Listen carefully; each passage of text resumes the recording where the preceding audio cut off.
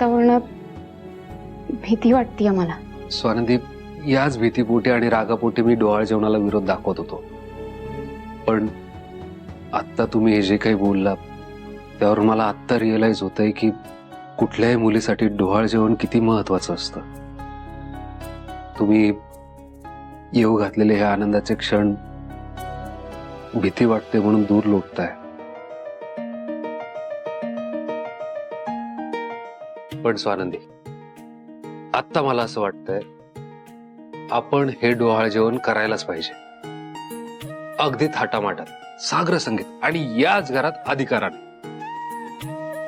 म्हणे सराव पण स्वानंदी, मी तुम्हाला वचन देतो, या कार्यक्रमात तुम्हाला कसलाही त्रास होणार नाही. तुम्हाला कोणीच इजा पोहोचवू शकत नाही. मी आहे ना मध्ये. थँक्यू.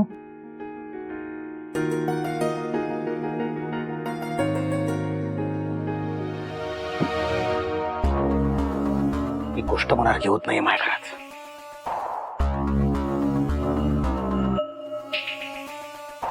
काय चाललंय घरात तेच कळत नाहीये. वॉर्डन आणि स्वानंदी येऊन बसले डोक्यावर. आपल्याच घरात आपल्याच मनार्गाने वागता येत आहे. सचित आणि मम्माचं काय चाललंय? ती जेवण काय बनवते? डोहा जेवणाची तयारी काय करणार आहेत?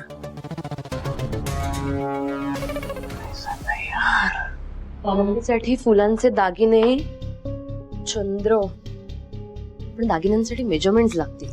ठीक आहे, गाणी ठरवायची आहेत. आणि काय राहिलंय आणखी बाकी सगळी तर झालं. सुजित, काय चाललंय हे? माझी बुक का फेकलीस तू? का मूर्ख आहेस का तू जरा?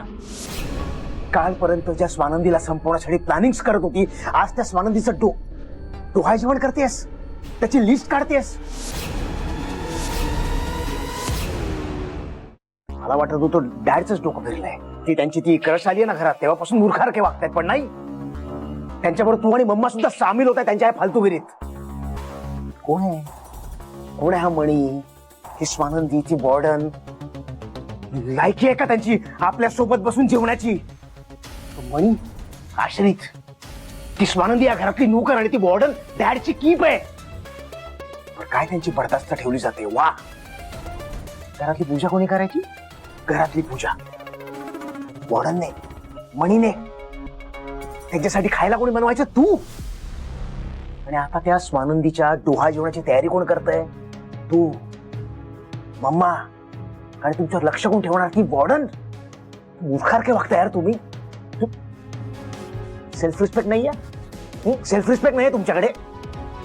तुमचा जाऊ दे, माझा तरी विचार करा. बेबी, काम डाऊन आणि जरा हळू आवाजात बोल. हा आवाज कोणी बाहेर ऐकला ना तर उगाच नसता प्रॉब्लेम होऊन होऊ दे ना मग प्रॉब्लेम. मी काय घाबरत नाही त्या मणीला आणि वॉर्डनला. हे नाही करायचं, ते नाही करायचं. माझं घर आहे, मी किती मोठ्याने बोलेन. ज्यांना प्रॉब्लेम आहे त्यांनी घरातनं बाहेर जावं. बरं, माझ्यासाठी शांत बसशील का प्लीज? काय करू वडी सांग तू? शांत बसून काय करू? तुझ्या आणि मम्मा बरोबर तयारी करू? स्वानंदीच्या डोहा जेवणाची लिस्ट बनवू तुझ्या बरोबर? इतकं नको काही करूस. ऐक सुजित, बस शांत हो. पाणी हवंय. शांत हो, माझ्याकडे बघ, नीट बघ. काय दिसतंय माझ्या डोळ्यात? स्वानंदीच्या डोहाळ जेवणाची एक्साइटमेंट दिसतेय की राग दिसतोय? तुला काय वाटतंय? ते तिघे इथे आलेत, आपल्या घरात राहत आहेत, डॅड त्यांना इतका भाव देत आहेत, आपला अपमान होतोय, हे सगळं बघून मी खुश आहे. मला आणि मम्मांना आनंद होतो.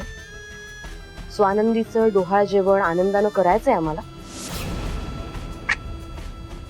नाही सुजित, ही फक्त एक ऑपॉर्च्युनिटी आहे एखादा मोठा प्लॅन एक्झिक्यूट करण्याची, आणि म्हणून आम्ही यात पार्टिसिपेट करतोय. दुसरं काहीही नाही. सुजित, तू बघ फक्त, मी आणि मम्मा स्वानंदीच्या डोहाळ जेवणात काय करतोय ते.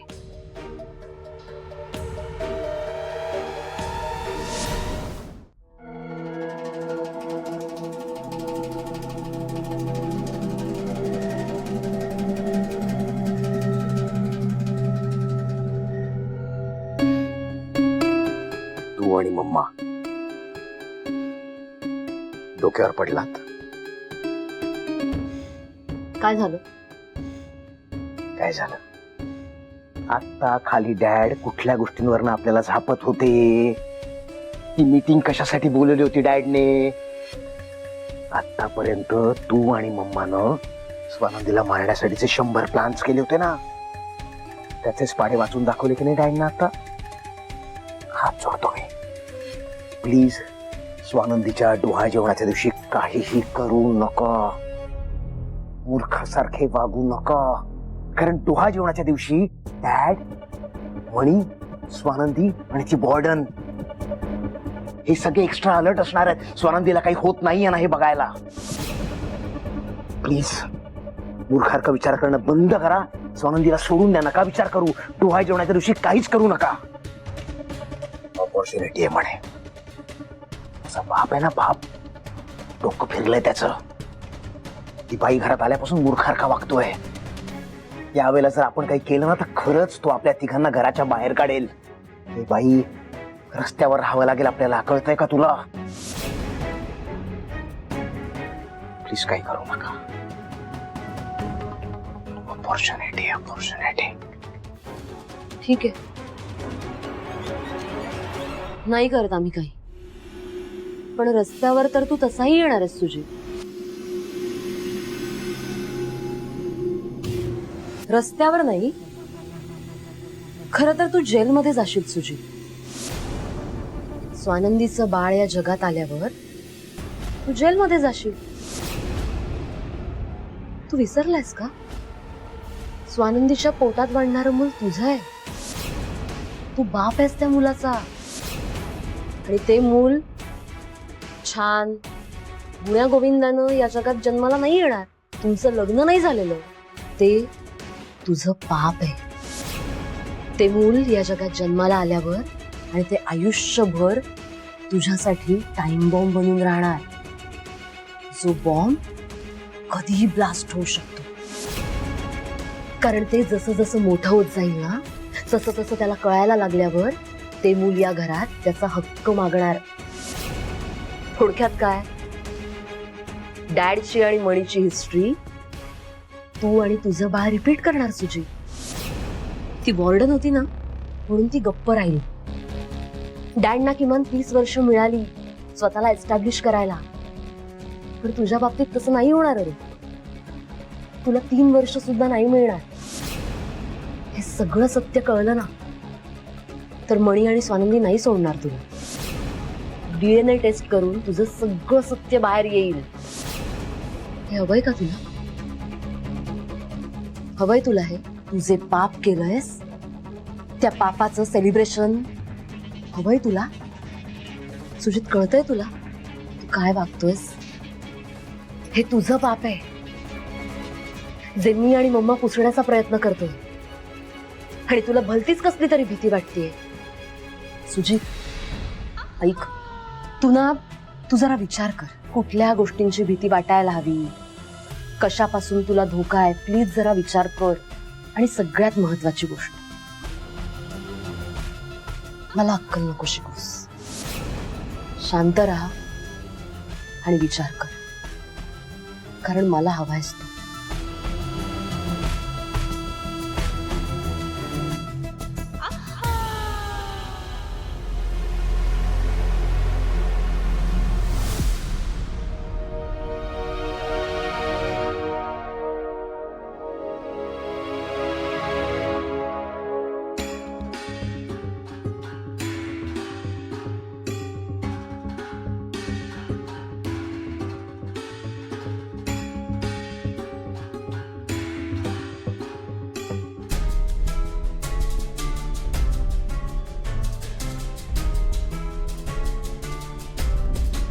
ते मूल या जगात जन्माला आल्यावर आयुष्यभर तुझ्यासाठी टाइम बॉम्ब बनून राहणार.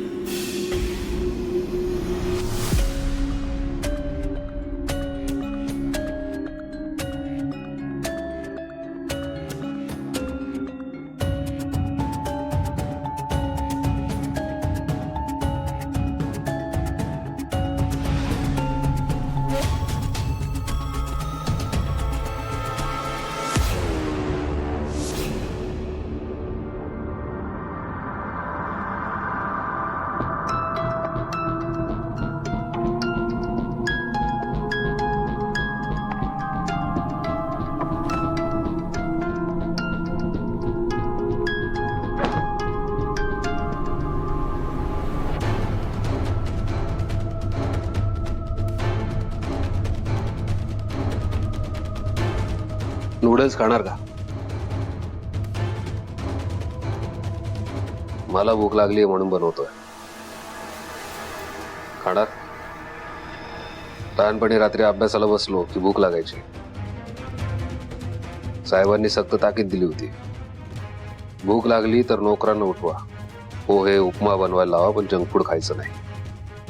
पण तुला नूडल्स आवडतात म्हणून रात्री मी बनवायचो, तू लक्ष ठेवायचं साहेब येत आहेत की नाही त्यावर. आता गोष्टी बदलल्यात, पहिल्यासारखं राहिलं नाहीये, पण तुझ्या काही सवयी अजूनही तशाच आहेत. खाणार? चालेल.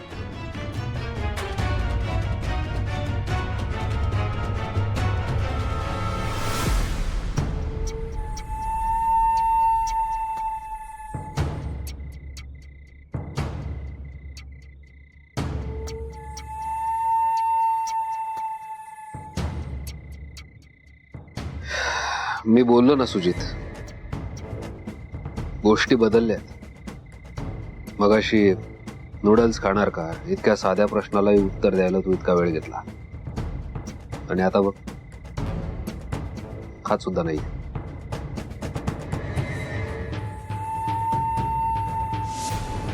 डोंट वरी, खाऊ शकतोस तू.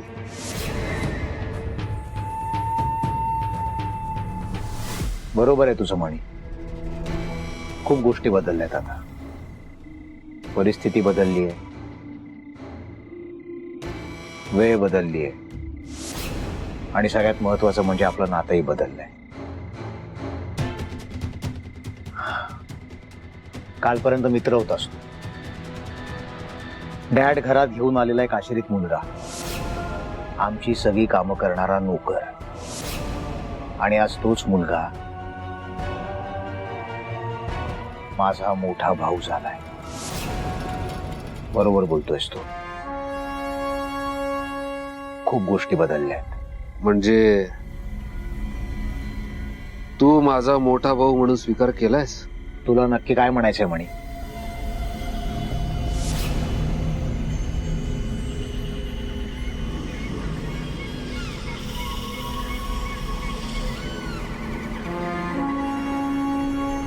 सुजित, गेल्या काही दिवसात ज्या गोष्टी बदलल्यात त्या स्वीकारणं तुला कठीण जात आहे, कळतंय मला.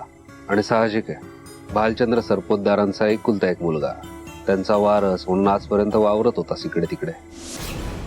पण अचानक एक मोठा भाऊ, सावत्र आई आल्यानंतर हे सगळं पचवणं, स्वीकारणं कठीण जाऊ शकतं, समजू शकतो. पण एक मात्र आहे सुजित, मी माझ्या आईला तिचा हक्क, सरपोतदारांचं नाव आणि सन्मान मिळवून देणार आहे.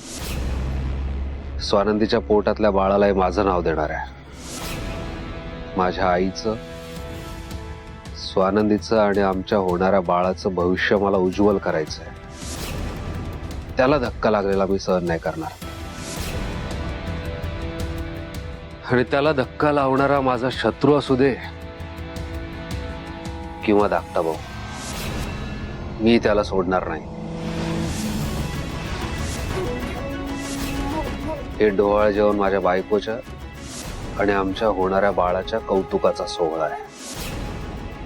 आणि या कार्यक्रमात माझ्या आईला, स्वानंदीला, आमच्या होणाऱ्या बाळाला काही त्रास झाला तर मी सगळी नाती विसरून जाईल. मग जे होईल त्याला जबाबदार त्रास देणार असं आहे.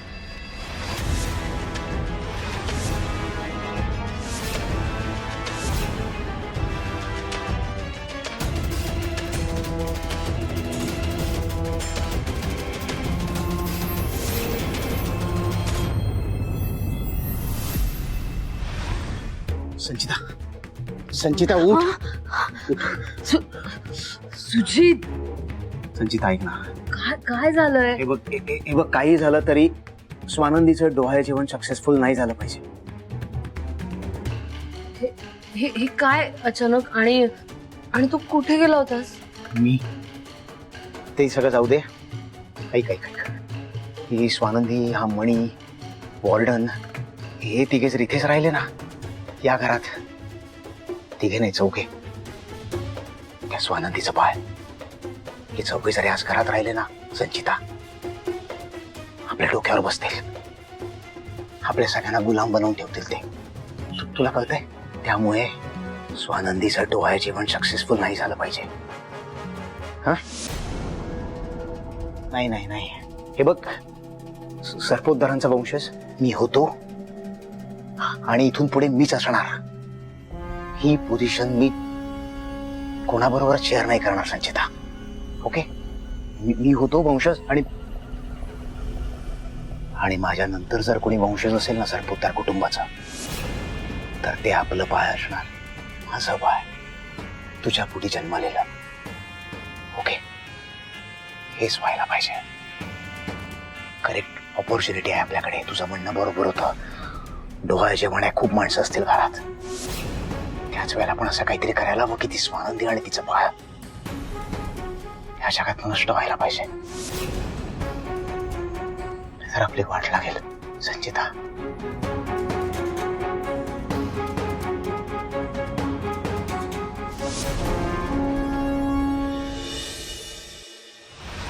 आपण आपल्या घरी एक मोठा कार्यक्रम करणार आहोत, स्वानंदीच्या डोहाळे जेवणाचा. आणि हा कार्यक्रम तुमच्याशिवाय यशस्वी होणं शक्यच नाही. मला फक्त तुमची मदत नकोय, तर तुमचा सहभाग हवाय या कार्यक्रमात. कारण मी आणि स्वानंदी आम्ही किती तयारी करणार ना, त्यामुळे आम्हाला तुमची मदत लागणार आहे. आमची मदत कराल ना? हो मॅडम. मॅडम तुम्ही काही काळजी करू नका. स्वानंदी मॅडम आमच्याशी एवढं चांगलं वागतात ना की त्यांचा कार्यक्रम म्हणजे आम्ही आमचं समजूनच काम करू. थँक्यू. तुम्हाला एवढ्या वर्षाचा एक्सपिरियन्स आहे, म्हणजे तुम्हाला आम्हाला काही सजेस्ट करायचं असेल ना तर नक्की सजेस्ट करा. समजा डेकोरेशनसाठी किंवा आणखीन कुठल्या गोष्टीसाठी मला किंवा स्वानंदीला सांगा. आम्हाला ते योग्य वाटलं ना तर आम्ही नक्की इम्प्लिमेंट करू ते. मॅडम तुम्ही फक्त आम्हाला सांगा काय काय करायचं ते, बाकी आम्ही सगळं करून घेऊ. स्वानंदी मॅडमचं डोहाळे जेवण हे जोरदारच झालं पाहिजे. थँक्यू. सदा, ए सदा, एवढा शुकशुकाट कसं काय? सगळे नोकर संपावर गेले की काय? 3 लोक खायची वाढली म्हणून यांचं तोंड वाकडं झाले दिसतंय. जाऊ दे. ते सदा, चहा नाश्त्याचं काय आज इतका उशीर? झोपला की काय हा किचन मध्ये? सदा, ते कुठे गेले सगळे जण? जाऊन बघते काय धाड भरली आहे ना. सदा, बाळू, हे काय? कोणीच नोकर दिसत नाहीयेत आणि काही तयारी पण नाही दिसत आहे. सुट्टीवर जाणार असं सांगितलं नव्हतं मला. काय नाटक आहे त्यांची. सगळे नोकर कुठे गेले? काय काम चुकारपण आहे यांचा. खपवून नाही घेणार. तुम्हाला सगळं कळलंय ना मी काय सांगितलं ते? आणि किचनची अच्छा, माझा घरात ओरडून ओरडून घसा सुकला. तुम्ही इथे सभा घेत बसलाय काय रे? बाळू, विसरलास का? मला सकाळी 8च्या ठोक्याला चहा आणि नाश्ता लागतो ते. इकडे चकाटक्या पिठत बसलायस आणि तुम्ही सगळे काय आहे गप्पा मारत बसलाय. घरातली कामं कोण आवरणार, मी की साहेब? शालीनताई, मी त्यांना बोलवलं इथे. आता बघा ना, डोहाळे जेवण उद्यावर येऊन ठेपलंय, तर त्यांना सगळी माहिती देत होती. कारण त्यांच्याशिवाय शक्यच नाही ना, त्यांचं सहकार्य पण तेवढंच महत्वाचं आहे ना. म्हणून त्यांना समजावून सांगत होते. मला माहिती आहे तुमच्या चहाची वेळ झालीये, पण 5च मिनिटं? म्हणजे तुमची शुगर वर खाली तर नाही ना होणार? नाही नाही, मला शुगर नाहीये. अच्छा अच्छा, मग ठीक आहे. मग मी काय म्हणत होते तुम्हाला, या ठेवलेल्या बाईची इतकी हिंमत की आज माझ्याच घरात उभी राहून माझ्याच नोकरांसमोर मला उलट बोलतेय. या संचितामुळे मला चांगलं वागायचं नाटक करावं लागतंय. पण हिने असा मास दाखवल्यानंतर मी चांगलं रिॲक्ट कसं करू? पण जसं उत्तर देता नाही येते. या सामुपचाराच्या नाटकामुळे अजून किती वेळ चहाची वाट बघायची मी? एक काम करा, मी सदाला सांगते, तो चहा नाश्ता बनवेल. सदा जा, लागतो कामाला. हो मॅडम. अरे नाही सदा, एक मिनिट. मला त्याच्याशी थोडस केटरिंग बद्दल डिस्कस करायचं होतं. आपण सगळं सामान बाहेरून आणणार आहोत पण करणार घरातच आहोत ना, म्हणून त्याला थोडस समजावून सांगायचं होतं. किचन त्याच्या ताब्यात आहे ना, म्हणून फक्त 5च मिनिटं द्या मला. चालेल चालेल.